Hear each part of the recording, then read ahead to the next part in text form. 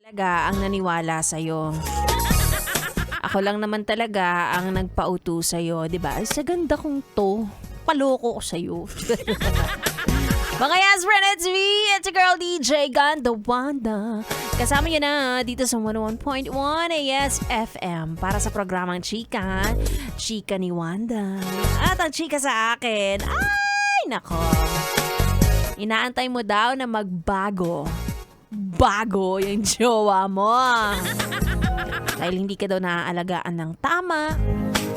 Diba? Hindi humihingi ng sorry kahit na siya ang may kasalanan. Pero naniniwala ka na magbabago siya. Hindi man ngayon, baka bukas sa susunod na buwan o baka naman sa susunod na taon. Nakakatawa, no?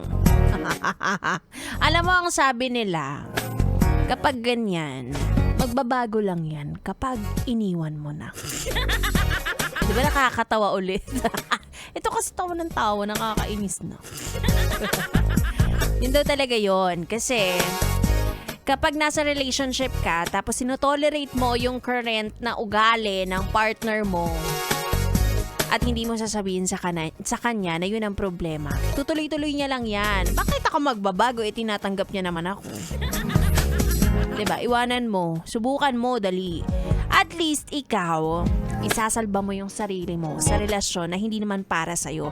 Depende na yun sa kanya kung yung pakikipaghiwalay mo ay gagawin niyang sign para magkaroon siya ng self-assessment o kaya naman ipapasa niya yung kasamaan ng ugali niya sa iba. Diba ganun lang yun eh. Kaya save yourself.